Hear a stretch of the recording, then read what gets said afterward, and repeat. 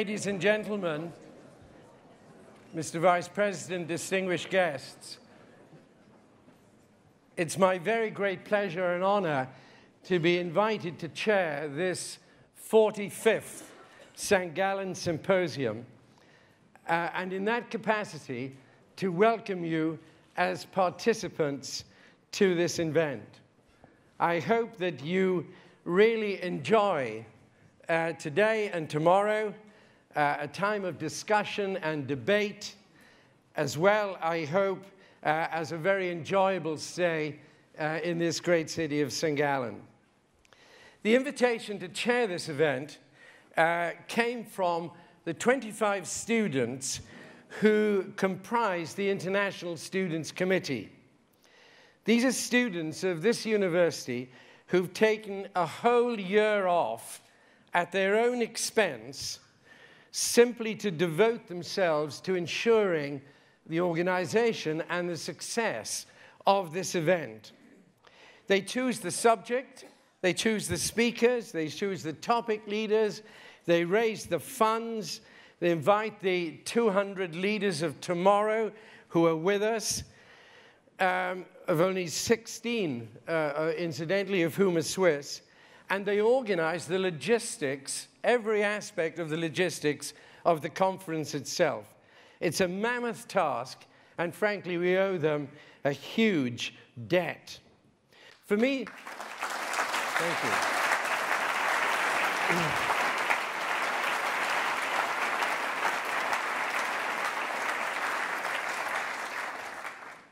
For me personally, this is the 17th or the 18th time year consecutively that I've been invited to chair this symposium.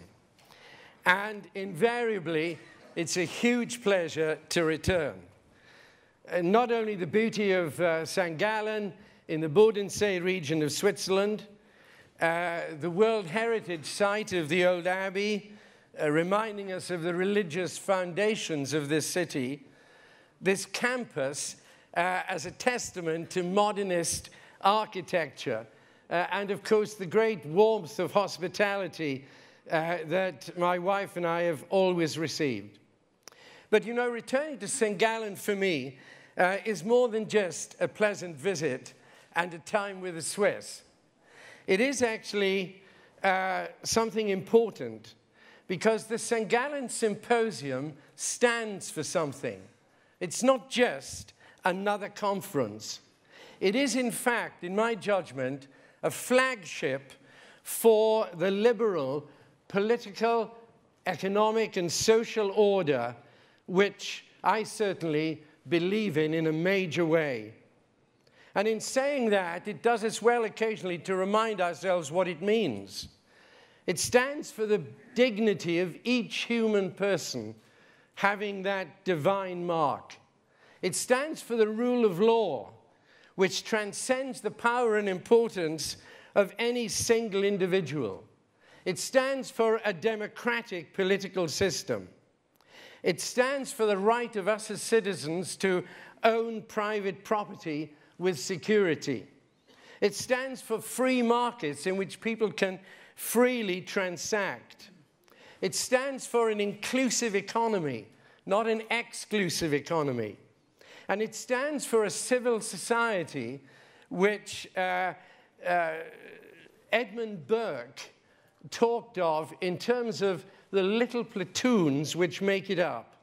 The family, the community, the school, the village, the town, the religious institutions, the church, the synagogue, the mosque, all of which form an organic whole. So for me, coming back to St. Gallen is a reaffirmation of the values on which St. Gallen was founded. In 1968, that liberal order was under attack. I remember it well as a young member of the faculty of the London School of Economics, when the school had to be closed for 6 weeks, which in itself, if you think of that, that act was the very antithesis of liberalism. Euro-communism was a reality and a threat. And as we look at what's happening today in the Ukraine, and in the Middle East, and the values which are emanating from them, I have to say that that threat is not diminished. It's different, but it's there. This doesn't mean St. Gallen's got everything right. It doesn't mean Switzerland as a country has got everything right. But both are open to challenge, to new ideas, and to change.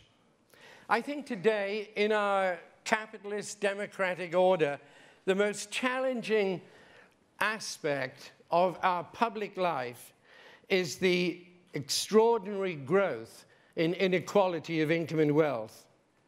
And the enemies of competitive markets and of democratic institutions see the problem in bigness, big government, big corporations, big banks. Bigness built on globalization, which is impersonal, with little regard for the particularity of small countries and small institutions. And all of it facilitated by technology, which is equally impersonal. And in the light of this, the subject the students have chosen is hugely relevant, proudly small. They point out that we should be proud of small business, which creates jobs and wealth, of inventors and innovators, of entrepreneurs, of small institutions which are cradles of virtue, the foundations of civic society, which I mentioned.